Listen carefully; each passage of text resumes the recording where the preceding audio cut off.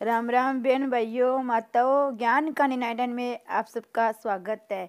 आज श्रीमद् भागवत महापुराण के छठे स्कंद का दूसरा दिन हम सब मिलके सुनते हैं। श्री कृष्ण भगवान ने की जय। पहले दिन हमने सुना कि भगवान कहते हैं भगवान का नाम लो, भूल से लो, कैसे भी लो, भगवान तो उसकी सुनते हैं। और जामिल ने नारायण नारायण अपने बेटे को पुकारा तो भी भगवान विष्णु के दूत आके उसको बैकुंठ धाम को ले गए कि वो लास्ट समय में भगवान को नारायण नारायण याद कर रहा था। पहले तो बहुत पाप किए, पर वो अंत समय आया तो वो नारायण को याद कर रहा था। तो भगवान के दूत उसको विष्णु लोक में ले गए कि विष्णु का नाम लेते लेते उन्होंने देह त्यागी है, तो भगवान का नाम कैसे भी लो, पर भगवान तो उसकी जरूर सुनते हैं। श्री कृष्ण भगवान ने की जय। बड़े बड़े महापुरुष भी जानते हैं कि संकेत से, परिहास से, दान के अलाप के समय किसी की अवहेलना करने से भी यदि भगवान के नाम का उच्चारण हो जाए तो उसके पाप नष्ट हो जाते हैं। जो मनुष्य गिरते समय पैर के फिसलने पर, अंग भंग होने पर, तापादी के दाह होने पर, चोट लगने पर, यानी कैसे भी विवस्थावश भगवान के नाम का हरि हरि शब्द का उच्चारण करता है, वह नरक की यातना का पात्र नहीं रह जाता। गिर जाने पर चाहे कितनी हानि हो, पर हाय हाय मत करो, हरि हरि कहो। चूल्हे पर उबलता हुआ दूध जब छलकने लगता है तो हमारी माताएं हाय तौबा करने लगती है, पर हाय हाय करने से अब होगा ही क्या। हरी हरी बोलो, अनजाने में भी हरी हरी करने पर यज्ञ का फल तो मिलेगा ही, अन्यथा वैसे तो अग्नि को आहुति कौन देता है। हाय हाय नहीं, हरी हरी कहो। ऐसा करने से अनजाने ही भगवान का स्मरण होगा और जप होगा। वाल्मीकि रामायण में लिखा है कि मर्त आत्मा के पीछे हाय हाय अधिक करने से मर्त आत्मा को कष्ट होता है, उसे दुख होता है। हरि हरि बोलने से उसका फल मर्त आत्मा को मिलता है। विष्णु दूतों ने अजामिल को यमदूतों के बंधन से मुक्त किया और उसका उद्धार हो गया। अपमृत्यु टल सकती है पर महामृत्यु नहीं। अल्पायु के सहस होने पर पाप के कारण आने वाली अपमृत्यु को सत्कर्म से टाला जा सकता है। अजामिल की अपमृत्यु टल गई। अजामिल बिछोने से सोया हुआ सब कुछ सुन रहा था। सब सुनकर उसे अति से पश्चाताप हुआ। हृदय से प्रायश्चित करने के कारण उसके सारे पाप जल गए। उसके बाद से वह सब कुछ छोड़कर भगवत स्मरण करने लगा। पश्चाताप करने से तो अति से पापी को जीवन भी बदल जाता है, वह सुधरता है, इसी जीवन में मुक्ति को पा लेता है।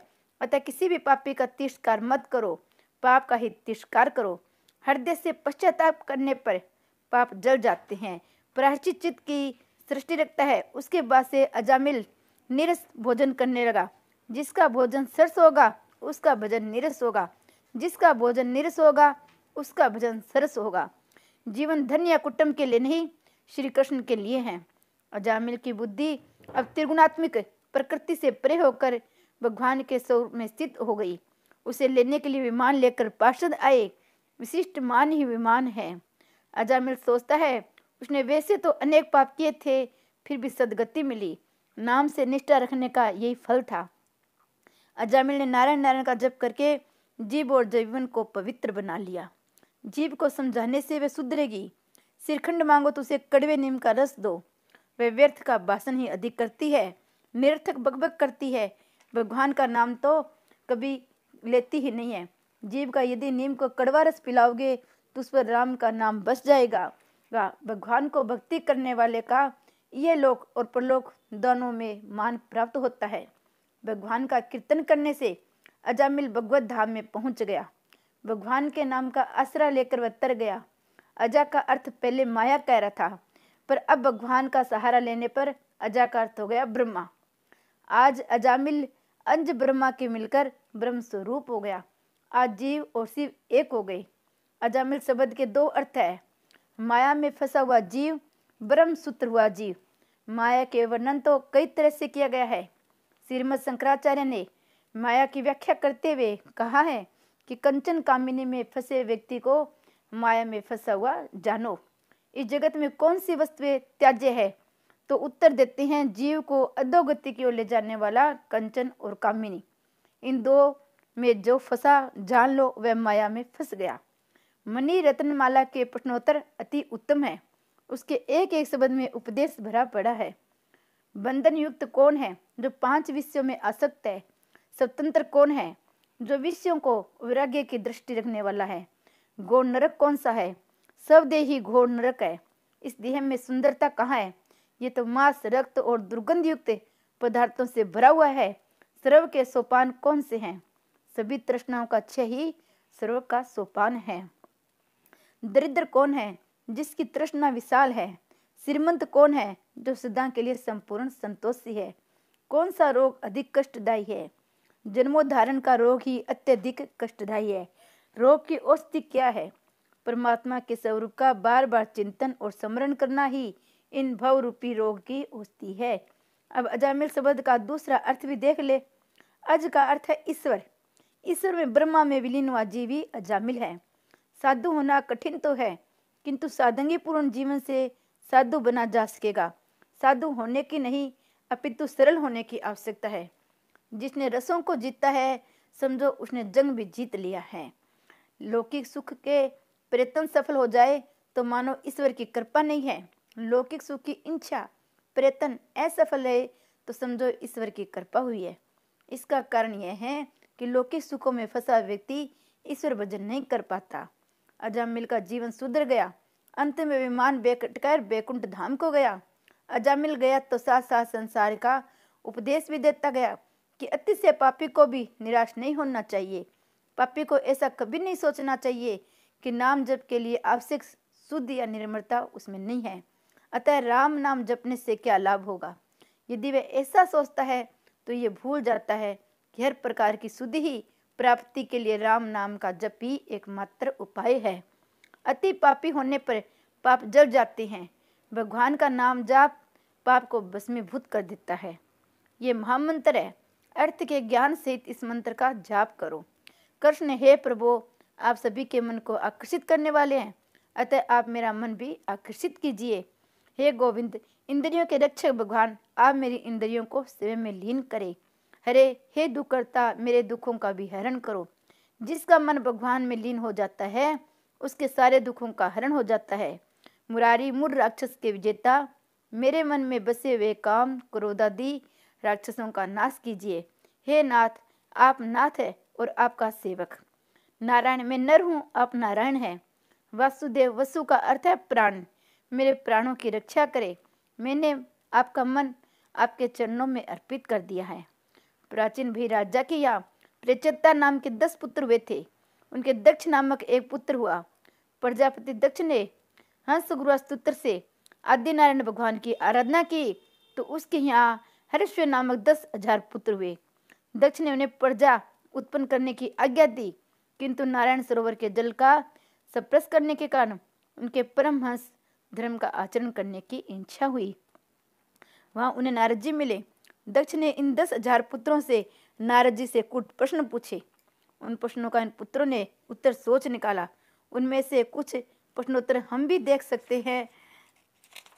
श्री कृष्ण भगवान की जय। हरे नारायण। प्रश्न, ऐसा कौन सा देश है जहाँ केवल एक ही पुरुष है? उत्तर, ईश्वर रूप पुरुष इस देह रूप देश में बसता है। प्रश्न, ऐसी कौन सी गुफा है जिसमें प्रवेश तो किया जा सकता है किंतु बाहर नहीं आया जा सकता? उत्तर दिया, प्रभु के चरण, वहां से कोई वापस नहीं आ सकता। यद गत्वा न निर्वंते। प्रश्न पूछा गया, वह कौन सी नदी है जो परस्पर विरोध दिशा में बहती है? उन्होंने उत्तर दिया, संसार। संसार रूप नदी में प्रवृत्ति विषयों की ओर खींच कर ले जाती है, निवृत्ति प्रभु के प्रति बहाकर ले जाती है। सिर पर जो चक्कर मंडरा रहा है वह कौन सा चक्कर है, क्या है? उत्तर मिला, सभी जीवों के सिर पर काल चक्र मंडराता रहता है। नारद जी के कूट प्रश्नों की चर्चा विचारण करते हुए 10,000 पुत्र मोक्ष मार्ग की ओर प्रवृत्त हुए। वे सभी को नारद जी ने संन्यास की दीक्षा दी। जब दक्ष के सभी पुत्र प्रवृत्ति मार्ग की ओर से भ्रष्ट हो गए थे, उन्होंने 10,000 पुत्र और उत्पन्न हुए। वे भी नारद जी के उपदेश से निवृत्ति परायण हुए। ऐसा होने पर प्रजापति दक्ष ने क्रोधावेश में नारद जी को श्राप दिया कि तुम कभी भी एक स्थान से नहीं रह पाओगे, तुम्हें हमेशा भटकते रहना पड़ेगा। नारद जी ने दक्ष के श्राप को स्वीकार किया और दक्ष से कहा, मैं तुम्हें श्राप के बदले वरदान देता हूँ कि तुम्हारे घर बहुत सी पुत्रियां उत्पन्न होगी, अतः संन्यास उन्हें देने का प्रश्न ही नहीं रहेगा। नारद जी ने दक्ष को आशीर्वाद दिया। जो श्राप का बदला आशीर्वाद दे वही संत है। सहनशीलता का निर्वाह ही साधुता है। सहन करना तो संतों का धर्म है। जड़ चेतन सभी भी में ईश्वर भाव का अनुभव करता है, उनके मन में राग द्वेष कभी उत्पन्न नहीं होते। ब्रह्मा ने सभी इंद्रियां ब्रह्मीमुख बनाई है। ये इंद्रियां जब अंतर्मुख हो जाती है तभी आनंद की प्राप्ति होती है, तभी जीव और शिव का मिलना भी होता है। जब तक ब्रह्म द्वार बंद नहीं होंगे तब तक असंत के द्वार खुल नहीं पाएंगे। सुखदेव जी वर्णन करते हैं राजन, फिर आगे चलकर दक्ष के घर 60 कन्याओं का जन्म हुआ। इनमें से अदिति के घर 12 संतानें हुई। इनमें से एक का नाम था तवष्टा। इस प्रजापति तवष्टा के पुत्र उत्पन्न हुआ विश्वरूप। एक दिन जब इंद्र सिंहासन पर बैठे हुए थे, वहां बृहस्पति आए। अपने और सारे देवों के गुरु बृहस्पति के आगमन हुआ। फिर भी इंद्र ने आसन से उठकर उनका स्वागत नहीं किया। क्या बृहस्पति मान की अपेक्षा रखते हैं, धन की नहीं। ऐसे अपमान के कारण बृहस्पति ने देवों का त्याग किया और इंद्र को श्राप दिया कि तू दरिद्र होगा। संपत्ति के मध्य से शुद्ध बुद्ध और ज्ञान भान भूला हुआ व्यक्ति दरिद्र होने पर भी सियाना होता है। दैत्यों ने इसे शुभ प्रसंग माना और देवों के साथ युद्ध शुरू कर दिया। उन्होंने स्वर्ग जीत लिया। पराजित देवगण ब्रह्मा के पास पहुंचे। ब्रह्मा ने देवताओं को कड़ा उल्हावना दिया, क्योंकि वे पराजित तो उस ऋषि के अपमान का ही फल था। उन्होंने ऋषि ब्राह्मणों की सेवा करने का आदेश देते हुए कहा, किसी ब्रह्मनिष्ठ ब्राह्मण को गुरु मानकर उसे बृहस्पति का आसन दो। देव ने पूछा, ऐसा ब्रह्मनिष्ठ ब्राह्मण कौन है?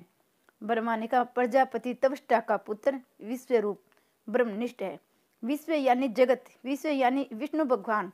विश्व के प्रत्येक पदार्थ में जो विष्णु का दर्शन करे वही विश्व रूप है। जिस प्रकार सुनार की दृष्टि में आकार का नहीं श्रवण का महत्व अधिक है, इसी भांति ज्ञान पुरुष ब्रह्म कर्म को महत्व नहीं देते। आकार से ही विकार उत्पन्न होता है। विश्व रूप सभी जड़ चेतन में ईश्वर को छलक देखता था। स्त्रु को विस्तृ भाव से नहीं, ईश्वर भाव से देखो। सभी के प्रति सद्भाव रखना कठिन है। मार्ग में किसी सौभाग्यवती नारी का दर्शन होने पर तो लक्ष्मी जी की भावना मन में उत्पन्न हो जाएगी, किंतु विधवा मिल जाए तो झुंझलाहट से आंखें फेर लेती हैं। ये वो नहीं सोचते कि विधवा भी तो गंगा के समान पवित्र है। विश्व रूप ब्रह्म ज्ञानी तो था ही, ब्रह्मनिष्ठ भी था। ब्रह्मा दृष्टा ही ब्रह्मोपदेश कर सकता है। इस ब्रह्म रूप के सहारे देव ने दैत्यों को पराभव किया। दैत्य कौन है? काम क्रोध आदि ही दैत्य है। ब्रह्मा के आदेश से देवगण विश्व रूप के पास गए। उन्होंने देवों के नारायण कवच प्रदान किया। इसी के सहारे देवों को अपना राज्य फिर प्राप्त हो गया, जो उन्होंने बृहस्पति का अपमान करके गंवाया था। नारायण कवच से समर्थ होकर इंद्र ने असुरों की सेना को पराजित कर दिया। योद्धा संग्राम में जाते हुए लोहे का कवच धारण करता है। इस प्रकार नारायण कवच मंत्रात्मक भक्तर है। इस मंत्र का जप करने वाले को चाहिए वह पहले अंगन्यास करे, करन्यास करे। शरीर के प्रत्येक अंगों को न्यास करके इस मंत्र का जप करना है, जो नारायण कवच कहलाता है। जल के अंदर रहने वाले जलचर जंतुओं से और वरुण के पास से मत्स्य मूर्ति भगवान मेरी रक्षा करे। माया से ब्रह्मचारी रूप धारण करने वाले वामन प्रभु भूमि पर भी मेरी रक्षा करे। आकाश में विश्व रूप त्रिविक्रम प्रभु मेरी रक्षा करे। ये बात निश्चित रूप से सत्य है। इसी कारण से सर्वज्ञ सर्वव्यापक भगवान श्री हरि सदा सर्वंतर सर्व स्वरूपों में हमारी रक्षा करे। रे नारायण कवच का ये अंतिम श्लोक महत्वपूर्ण है, याद रखने योग्य है। डर लगने पर मनोद्वेष के इसमें इसका पाठ करे। मेरे एक ही भगवान अनेक स्वरूप धारण करके क्रीड़ा कर रहे हैं। स्वप्न में एक में से अनेक की उत्पत्ति होती है। स्वप्न का साक्षी कल्पित होता है। जागृत अवस्था में जो कुछ भी दिखाई देता है वह सब एक में से निष्पन्न हुआ है। जब तुम ऐसा मानोगे कि सारा जगत ईश्वर रूप है, तभी तुम निर्भय हो सकोगे। नारायण कवच का आश्रय लेकर देवों ने दैत्यों का नाश किया, सर्व का राज्य फिर से प्राप्त कर लिया। विश्व रूप का मात्र ग्रह दैत्य कुल में था। वे सभी में ब्रह्मनिष्ठा रखते थे। राक्षस में भी वे ईश्वर के स्वरूप का साक्षात्कार करते थे। उनका अभेद भाव सिद्ध हो गया था, अतः वे यज्ञ में दैत्यों को आहुति देते थे। सभी में मैं है, इस मैं का व्यापक बनाओ। मैं को संकुचित करोगे तो दुखी होगे। विश्व रूप की ब्रह्मनिष्ठा इतनी तो सिद्ध हुई कि वे राक्षस में भी परम ब्रह्मा का दर्शन कर लेते थे। उनका मात्र ग्रह असुर काल कुल में होने के कारण विश्व रूप चोरी छिपे असुरों को यज्ञ भाग देते थे। इंद्र को ये बात उचित न लगी। इसे इंद्र आदि देवों के ब्रह्म भावना सिद्ध न हुई। दैत्यों को यज्ञ भाग देने के लिए मना करने पर भी गुरु मानते नहीं थे। अतः उन्होंने इंद्र ने विश्व रूप का मस्तक काट दिया। ये समाचार सुनकर प्रजापति तवष्टा को बड़ा दुख हुआ। उन्होंने संकल्प किया कि मैं ऐसा यज्ञ करूंगा कि जिसे इंद्र को मारने वाला पुत्र प्राप्त हो। सहकाम कर्मों में थोड़ी सी क्षति होने पर भी विपरीत फल मिलता है। परमात्मा को प्रसन्न करने की इच्छा से कर्म करो। कोई भी काम करते हुए ऐसी इच्छा मत करो कि जगत मेरी प्रशंसा करेगा। जगत ने तो रामचंद्र जी की भी निंदा की थी। लोक कल्याण के हेतु से ही प्रभु राम ने मानव शरीर धारण किया था। कई प्रकार के दुख सहन किए, फिर भी जनता ने उनकी कदर नहीं की। तुम ऐसा ही निश्चय करो कि मेरे भगवान को जो कुछ भाता है वही मुझे करना है। सहकाम कर्म में हुई थोड़ी सी भी क्षति अनार्थकारी होती है। निष्काम कर्म में क्षति क्षम्य है, पर सहकाम कर्म में थोड़ी सी भी क्षति अक्षम्य होती है। यज्ञ मंत्र से कुछ ऐसी क्षति हो गई कि इंद्र की हत्या करने वाले पुत्र के बदले इंद्र के हाथों से ही मारा जाने वाला पुत्र उत्पन्न हो गया। इस मंत्र को बोलते समय ऋतुजों ने इंद्र शब्द का उदात कर दिया और स्त्रो शब्द का अनुदत कर दिया। ऐसा होने से शब्दार्थ में परिवर्तन हो गया। परिणाम से इंद्र घातक पुत्र की अपेक्षा इंद्र द्वारा मरने वाला पुत्र उत्पन्न हो गया। यही कारण है कि वेद मंत्र का अधिकार सभी को नहीं दिया गया है। मंत्रोच्चारण या मंत्र पाठ में क्षति होने पर अनर्थ हो जाता है। केवल सात्विक विद्वान ब्राह्मण ही वेद का शुद्ध पाठ कर सकता है। भागवत में कर्म की निंदा की गई है। भागवत शास्त्र में केवल भक्ति की ही महिमा और कर्म का गुण माना गया है। ऐसी बात नहीं है। हाँ, सहकाम कर्म को गुण माना गया है। कर्म करते समय एक हेतु होना चाहिए, वह यह कि ठाकुर जी को प्रसन्न करना है। यज्ञ कुंड में वृत्तासुर उत्पन्न हुआ। वह देवों को सताने वाला, देवों के सभी अस्त्र शस्त्र उसके सामने प्रभावहीन सिद्ध हुए। घबराहट के मारे देव परमात्मा की शरण में आए और परमात्मा से प्रार्थना करने लगे। परमात्मा ने देवों से कहा, यदि दधीचि ऋषि की अस्थियों से वज्र बना सको तो उस वज्र को वृत्तासुर मारा जा सकता है। साथ साथ भगवान ने देवों का उलावना भी दिया कि मुझे प्रश्न करके भक्ति जैसा श्रेष्ठ वरदान मांगने के बजाय तुमने एक तुच्छ वस्तु की मांग की है। प्रभु ने अपना दिव्य तेज वज्र में निहित किया। वृत्तासुर को मारने के लिए इंद्र वज्र लेकर युद्ध करने गया। त्रासदायक वर्ती भी वृत्तासुर है। वर्ती अंतर्मुख हो जाए तभी जीव का ईश्वर से मिलन हो सकता है। किसी भी अवस्था में ईश्वर से विभक्त मत हो। वर्ती की बहिर्मुखता दुखदायक त्रासदायक है। वह तो जीवों को भी त्रास देती है। मन को स्थिर रखना हो तो आंखों को भी एक स्थान में स्थिर रखो। वर्ती के बहिर्मुख होने पर कथा में, मंदिर में दर्शन करने में आनंद नहीं मिल पाता। भय मूर्खती को ज्ञान रूपी वज्र से नष्ट कर दो। ज्ञान प्रधान बल है। इसके सहारे विषय वर्तियों को, आवरण वर्तियों को मारो, तभी इंद्रियों को अधिष्ठाता देवों को शांति मिलेगी। भागवत में पहले चरित्र में कहा जाता है कि उपसंहार में सिद्धांत कहा जाता है, ब्रह्मनिष्ठा ऐसी अटल होनी चाहिए कि अन्य विषयों में रमने का मन ही न हो। मनुष्य विश्व में आनंद खोजता है, इसलिए वह मिलता नहीं है। प्रभु के भजन में वज्र से अटल निष्ठा रखो। दधीचि ब्रह्मनिष्ठ थे, अतः उनकी अस्थियों में भी दिव्यता थी। 1 करोड़ जप करने पर माला में दिव्यता आती है, चेतना आती है। शास्त्रों ने कहा है, मंत्र, मूर्ति और माला को कभी मत बदलो। प्रत्येक मंत्र में दिव्य शक्ति है। जो भी मंत्र प्राप्त हुआ है उसमें दृढ़ निष्ठा रखकर जप करो। मूर्ति भी कभी मत बदलो। जिस स्वरूप में रुचि हो उसमें पूर्ण निष्ठा रखो, उसी से प्रभु प्रकटेंगे। वज्र धारण करके इंद्र वृत्तासुर से युद्ध करने गया। दोनों ने भयंकर युद्ध किया। वृत्तासुर पुष्टि भक्त अर्थात अनुग्रह है। इंद्र के हाथ में वज्र है जिसमें नारायण है, किंतु इंद्र को नहीं दिखाई देते, वृत्तासुर को दिखाई देते हैं क्योंकि वह पुष्टि भगत है। वह इंद्र से कहता है, इंद्र तुम मुझ पर वज्र का प्रहार शीघ्र करो, चाहे तुम्हारी जीत हो, किंतु तुम्हारी अपेक्षा मुझ पर ही भगवान की कृपा अधिक है। लौकिक सुखों की प्राप्ति का प्रयत्न सफल न हो पाए तो मान लो ठाकुर जी ने कृपा की है।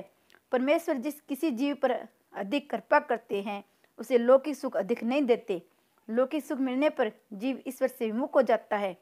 श्री कृष्ण का नाम स्मरण लौकिक सुखों को प्राप्ति के लिए कभी मत